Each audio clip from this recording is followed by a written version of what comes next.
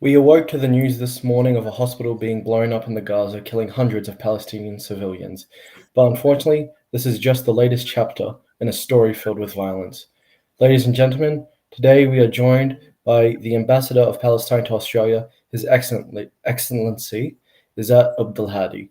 He's joined us today to discuss the Palestinian perspective of the war and where he sees it headed in the future. I'm Joseph Majal with Oz Arab Media, and I'd like to welcome you to today's very special program. Without further ado, it's time for us to get into it. Mr. Ambassador, thank you for joining us today. How are you? Fine, thank you very much. Thank you for having me. It's a Well, pleasure. we're glad to have you.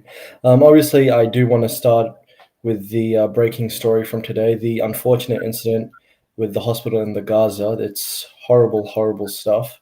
Um, Obviously, the key question now is who is to blame, because the Israelis have pointed fingers at the Palestinian Islamic Jihad, whereas the Palestinian Health Ministry has pointed fingers at the IDF.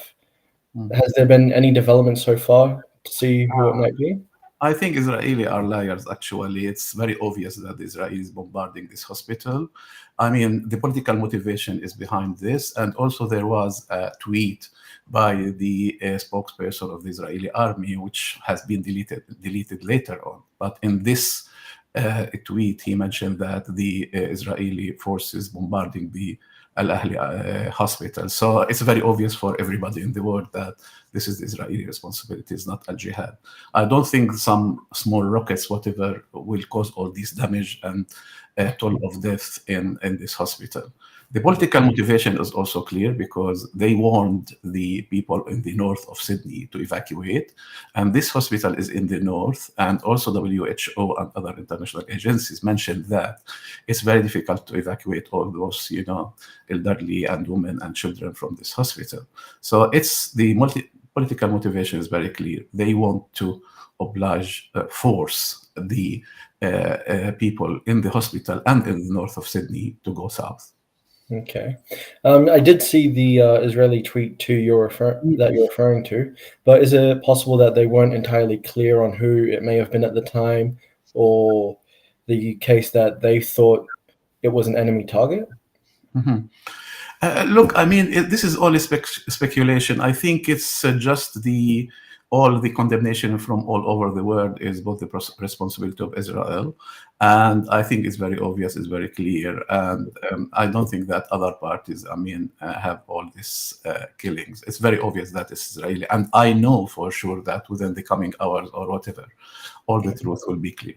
All right. I would like to discuss the current diplomatic state between Australia and Palestine. Obviously, Australia has shown some sympathy to the Israelis in this scenario. How has that impacted the relations between the two nations?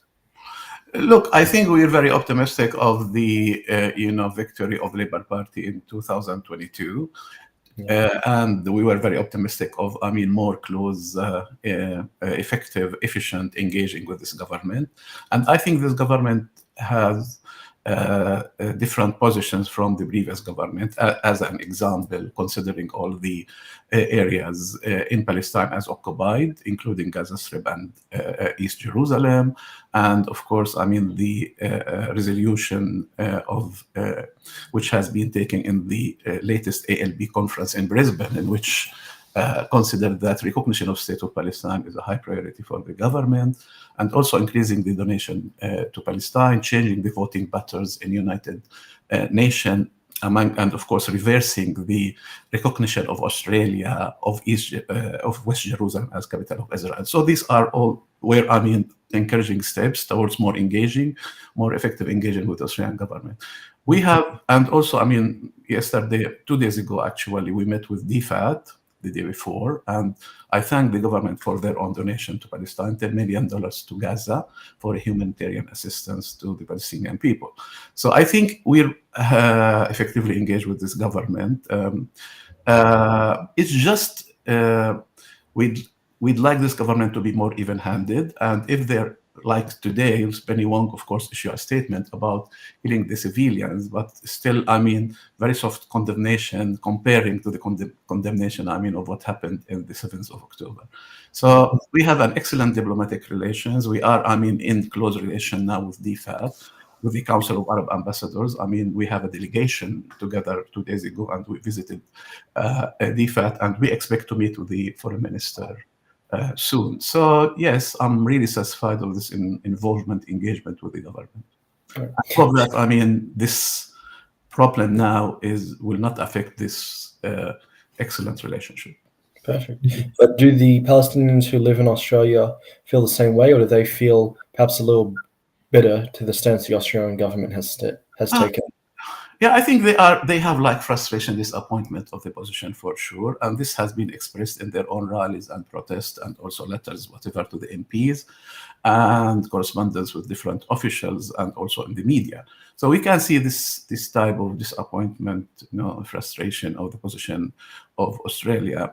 But what I said, I mean, in all my interviews, that the cohesion, harmony between all aspects, components of Australia is very important. Mutual respect should be actually the most important, significant issue in this multicultural community and democracy. So yes, there are some, of course, frustration. And I hope that the Australian government will respond to these feelings, emotions of the not only the Muslim, Arab, and Palestinian communities in Australia, but also a lot of support from progressive Jewish here, who's also expressed their own sympathy with the Palestinian people, and also other Australian communities. So it's just it's important for this government to show sort of responding to these emotions in different ways by having a sort of balanced and even-handed policy towards what's happening now in Gaza. Yes, of course. Obviously, we have heard stories of progressive Jews who have sympathized greatly with the Palestinian cause. I'm not sure if I've seen that before, so it's definitely a very progressive step. Yeah. But in the context of the Gaza situation, how have the Palestinians worked to ensure that international law has been sustained in the region? Look, I think we should all abide by international law. Yeah. We should, condemn killing civilians from both sides, because, killing civilians is a breach of international humanitarian law, and also, the value systems and traditions of all faiths. So it's very important, to guarantee that the protection of civilians from both sides should be respected. This is a very important issue. So I hope that all parties will abide by international law, but I think, unfortunately, for the time being, Israel is violating, to large extent, the international law, and exceed all the green lines, and also exceed, the concept of self-defense. So, and this is, sort of use of different scholars, intellectuals, and international partners. So, international community. I hope that, we will all abide by international law, respect international law, respect for Geneva Convention and Rome Statute, which really call for protection of civilians. So has the idea of a discussion between an Israeli party and a Palestinian party been discussed to get together to ensure the continuing deliverance of humanitarian aid to the Gaza, as well as other essential goods? As we know, the Rafah Gate is closed, and that has put people in the Gaza in very, very difficult situations. Has any sort of discussion been entertained? Look, I think international community demand is to provide safe passage and the humanitarian aid to the Palestinian people in Gaza. Yes. This is an international call, actually, to all parties to respect this. Unfortunately, until the present, Israelis do not allow any humanitarian assistance to Palestine, to Gaza Strip in particular. They're bombarding the Rafah crossings twice now, 3 times actually, and prevent any kind of humanitarian assistance. I hope that Biden visiting now Israel will put some pressure on Israel to allow, for entering supplies and the humanitarian aid to the Palestinian people, especially, medical, fresh water, fuel, and among other issues. As you know now, is the electricity cut off, no fresh water, no fuel for the generators. It's just as terrible, catastrophic situation now in the hospitals in particular, and lack of a lot of medical also equipment. And this is also a war crime and collective punishment of the Palestinian people. So I hope all these attempts by all parties now, including Australia, will allow such a sort of supplies, to enter Gaza, and will reduce some of the suffering of the Palestinian people there. Absolutely. Well, let's hopefully that is the case. But there hasn't been any sort of discussion. No, any discussion about it. There is a lot of international discussion, but not discussion between the Palestinian side and the Israeli side. Of course, on the President Abbas, and also the Palestinian government in Ramallah actually is demanding this urgent humanitarian assistance to the Palestinian people. This was our own objective for the last 7 days, and now also we are calling for a ceasefire and asking the United States, to really respond to this. And as you know now, the summit between the King Abdullah, Sisi, and President Abbas and Biden has been cancelled in Amman, and President Abbas returned back, and all of them are agreed based on the foreign ministry's statements of different Arab states that ceasefire is urgent now to allow for humanitarian aid to go to Gaza. Yes. So now is the objective of international community, including international United Nations agencies and international agencies, to allow this humanitarian assistance to enter Gaza. Otherwise, the consequences will be really drastic. Of course. Well, obviously, in your expert opinion, how do you believe this current conflict has set back the peace process, perhaps even the two-state solution? Look, if let me, talk about the root cause. For sure, this will affect any future peace process between us and Israel and the two-state solution. But actually, the two-state solution has been fading since long time because of the Israeli settlements in the West Bank and because of the expanding of these settlements. Actually, more than 800,000 settlers now in the West Bank, confiscating most of the Palestinian land, more than 70% actually of the land there. And this will prevent any possibility to establish a sovereign Palestinian state in West Bank, and East Jerusalem. So it's the settlements is the main obstacle in front of the peace process, in front of genuine and effective implementation of the two-state solution, including self-determination for Palestinian people and the establishment of a Palestinian state. And as you know, also East Jerusalem is illegally annexed to Israel in 1980 by the Knesset, and Israelis consider that all Jerusalem is a permanent, eternal capital of Israel. And this is another obstacle in front of the implementation of the two-state solution. Let me tell you something that I think there are many parties who are, not necessarily supporting the two-state solution, even within the Palestinian context.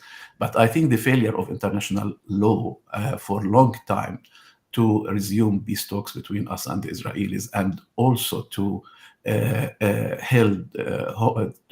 hold Israel accountable, and also not providing impunity to Israel, and have a serious process of implementing the two-state solution, has also caused one of the important causes of what is happening.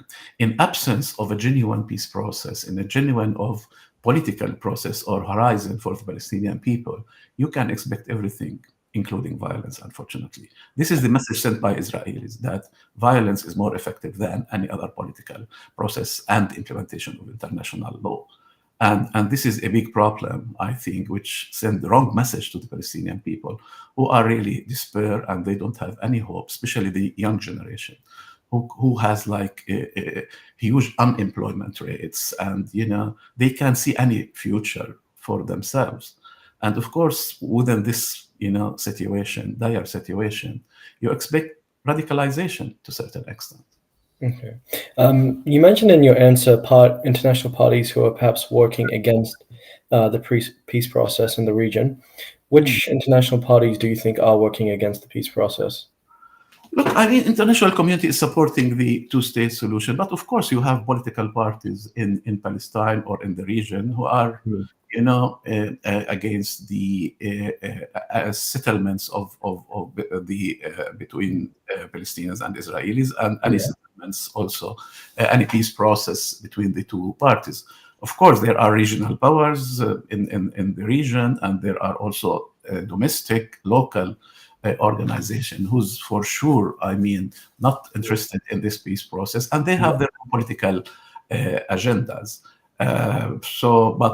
When it comes to Palestinian context, I hope and we wish as Palestinian, as PLO and Palestinian government, to actually bring everybody to the program of PLO, which support two-state solution, and through consultation process with difficult parties, including Hamas. Actually, we conducted more than one meeting in Cairo, in Turkey, in Egypt. It's just, I mean, to facilitate this process of unity and to agree on one political program and one strategy. And I think we failed. In the Palestinian context now, we have two visions, two different political programs, and two different strategies to end the Israeli occupation and establish a Palestinian state. So we should recognize this deficiency within our own political system now. All right. What role do you believe Australia can play in supporting a peaceful resolution in the Gaza? Look, as we mentioned before, that Australia role is to provide. One is to talk to the Israelis and the United States and other multilateral fora about ceasefire, and to stop hostilities between the two parties. Second is also to support the Gaza people by humanitarian assistance and provide supplies to Palestine. And the three, of course, to facilitate the return of the Australians in Gaza to Australia, because there are a lot of Palestinian Australian from Palestinian origin in Gaza, or they want to be returned back to Australia. So for the time being, I think there is a political process, a humanitarian process that Australia could play. Australia has a lot of friends in Asia, in G20, and of course, special relations with the United States. So could have a useful, constructive role in this conflict. Okay. Has there been much talk or discussion regarding how this current conflict between the Palestinians and the Israelis will impact the broader Middle East region? For example, southern Lebanon has been shelled a little bit. It's had some casualties. I believe some fighters as well have entered the region to fight. And I've also read about how Egypt and Jordan will be reluctant to take in additional Palestinian refugees. Has there been much discussion how this conflict will impact the Middle East on a whole? We should do all parties actually, and international community, to avoid widen the conflict in the region. It's not for the best interest of anybody that we have a regional war or other parties, to start, interfere in this conflict. And I think this is one objective of the President Biden visiting, the area, and also he shows this by sending, warships and all these things, and other, warships and other also weaponaries to Israel and all these things. So this is a strong message from United States that they will not, allow any interference of other parties in the region. But if the situation escalated in Gaza, you can't guarantee this sort of regional intervention processes. Look what happened after this bombarding the hospitals. Now you witness a lot of rallies, in Jordan, in Tunisia, even in different European countries, and of course in Lebanon. Because now Hezbollah said that there will be on Wednesday, it's a big day or something. So we don't know exactly what does they mean by that. But And because of that now is de-escalating the situation is a necessity. It's not for all of our own interest to have like regional war. This will have catastrophic effects and impact on the people in on our region. I mean, we're not as Palestinians interested at all that there will be a sort of war with Lebanon or war with Hezbollah, or I mean, the Lebanese people also will suffer. They suffered a lot during history, so we don't want them. I mean, to be also a part of this issue at all. But I think the key issue to this is international community to effectively intervene to stop this war, to have like a ceasefire and try to de-escalate the situation in which we can avoid a sort of regional, conflict. All right. Given that Hamas doesn't actually represent the Palestinian Authority or the official Palestinian government, you as an official of the Palestinian Authority, what do you say to their actions on October 7th and starting this war? Look, our own position is very clear in this. I mean, we would like to end the occupation and achieve our self-determination or national rights through peaceful means. Yeah. Still, I mean, our own, we support the Arab Peace Initiative, and we support all United Nations resolution and international law. We'll continue this path, and for us, this is the most reasonable, rational political program and political strategy. So, hope that, I mean, we will have support to this strategy from all parties, including Hamas, and hope that, I mean, we can re-establish dialogue with Hamas to reach a sort of consensus of this program. For us, this is the most important wise program. I mean, look, within the balance of power between us and Israelis, I don't think that we can achieve anything through violence. So, yeah, this is and power. It's our own strong belief that nonviolence resistance, internationalization, building our own institutions in Palestine, providing good services to our own people to increase their steadfastness and resistance is the only strategy to achieve our own political goals.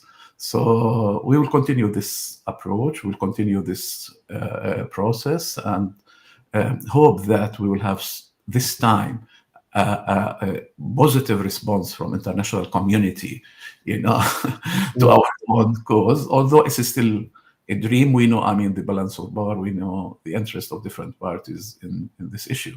But I think the most important message is there are many people in real politique, they are not interested in international law or United Nations resolutions, the United Nations legitimacy, that it will achieve goals. Because after the Second World War, we thought that the content of international relation in the world becoming international law, not power and naked power. And unfortunately, it's not the issue now. It's still, I mean, the content of international relation is more power, not international law, bilateralism, not multilateralism, because we think that Palestinian issue should be resolved through Security Council and the United Nations General Assembly, and should not be only left to bilateral relations between us and Israelis, in which there is a huge deficit in balance of power. For the last 30 years, we were involved with good faith with Israelis to achieve to implement the Oslo Agreement, and in particular the implementation of two-state solution. Unfortunately, the outcome of this bilateral approach failed, and the outcome was zero. So I think now we need the international community to effectively intervene with these negotiations between us and Israelis, hopefully to implement, the United Nations resolution, hundreds of United Nations resolutions. How do you relate the relationship between the Palestinian Authority and the Israelis since the 1993 Oslos? So, as I mentioned, we began with good faith, I mean, to implement the Oslo Agreement. We have this optimism, I mean, to achieve the Palestinian rights. We thought that in 2000, which is after the temporary period, like 4 years, whatever, to achieve our own state. Unfortunately, it failed. And I'm not sure that we have enough time to explain the two positions towards what we call them final status issues, like Jerusalem, settlements, borders, water, etc. So we have, this is the negotiation agenda. Our position was very generous. We accept like one capital in Jerusalem as example of the Jerusalem issue, one capital for two states, two capitals for two states, or international city. We accepted the concept of swap of lands to respond to Israeli security. We accepted also to respond to Israeli security to have demilitarized country, Palestine, of course, and also settlements, water, and refugees. If I could just, sorry, very quickly interject. This was in the 2000 Camp David meetings? Yes, Camp David meetings. Yeah, we discussed all these final status issues there. And of course, there is a rumors that, I mean, we missed the opportunity and they were very generous to give us. Because I have read Bill Clinton's autobiography, and he wrote about the 2000 Camp David meeting between himself, then Yasser Arafat, and Ehud Barak, I believe, was the Israeli prime minister's name at the time, and he laid the blame very heavily on Yasser Arafat's feet for the failure of the Camp David, for the 2000 Camp David meetings. He mentioned a discussion between himself and Mr. Arafat, where Arafat complimented Clinton as a great man, but Clinton rejected that, saying, "I could have been a great man if it wasn't for you." Do you accept that as the account of things? No, look, I mean, we don't have any record minutes of these meetings, I mean, in Camp David. And I know for sure that, I mean, Israelis rejected any proposal about East Jerusalem. For them, I mean, it was their own capital. When they talk about 95% gave to us in the Camp David, it excludes also Jerusalem. And they want like beneath Jerusalem. So it was a lot of details which Yasser Arafat can't reject. For us, we went there to implement the United Nations resolution, which already did a lot of compromise. We accept now to establish a Palestinian state in 22% only of historic Palestine. And we recognize the state of Israel and their right to exist in 1993 based on a statement by Yasser Arafat on the 78% of historic Palestine. This is a big compromise. We can't now compromise the compromise. So they want us to compromise the compromise again. But as I can elaborate our own position to you about these 5 important issues, which is the Israelis have more strong position. Anyway, even if we miss this opportunity in Camp David, then why during the years and a lot of also negotiations facilitated by the United States, we don't have any compromises from Israelis. Give me one announcement of Israelis supporting the two-state solution. It's none. Even, I mean, Netanyahu in 2009, he mentioned this in Herzliya conference that he supports two-state solution, and then he reversed his own statement. Look to the map he has shown in the United Nations. It's just didn't mention Palestine at all or West Bank. It's only Israel, all Palestine. So even though, I mean, in Camp David or not in Camp David, also, I mean, we are blamed with the partition resolution 1948, but this is not a historical perspective, because you can't evaluate the situation from now in 1948 or 1980, whatever. Maybe we have some, of course, deficiency of our own leadership. I'm not saying that we are angels, of course we have mistakes. But now our position is very clear, which is the implementation of two-state solution. Palestine and Israel coexist peacefully. I mean, side by side, according to the United Nations resolutions. Our position of Jerusalem, that is East Jerusalem, because it was integral part of occupied territories 1967, is the capital of Palestine. Settlements are illegal by international law. Refugees, we should, I mean, implement the United Nations Resolution 194, which includes the right of Palestinians to return and compensation. And water, we share water because it's regional issue. For security issue, we propose very good suggestions, such as demilitarized country, and even we accept an international force led by NATO or United States or Australia and Canada, all the allies of Israel, to come to the borders with Jordan to secure and guarantee the security of Israel. So these are all compromises in all aspects of the struggle or between us and Israel. I think now it's unfortunately the Israeli public is going to the right.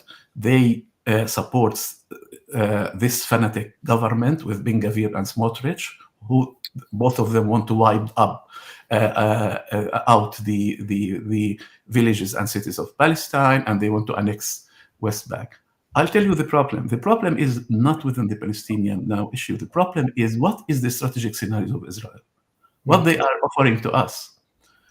If we accept one-state solution, two-state solution, whatever, but if they choose that both of us, Christians, Muslims, Jews, to live together, Israelis and Palestinians to live together in one state, one vote, one person, with a democratic structure, we agree on this. For them, it's a Jewish state. They will not agree on this because of majority, because we are now 50%, 50, half in the population-wise, the demography in Palestine. So if it's like a democratic state, they want to give us our own political and civil rights, then we will have, half of the Knesset today. Yeah. If they want to have one state but discriminate against the majority, this will be apartheid. What's happening now is apartheid, because in Palestine now they apply two laws: one law on the civil law on the settlers, 800,000, and military law on us, with pass-by roads, with expansion of settlements. They took our own water. They confiscate our own lands. And this is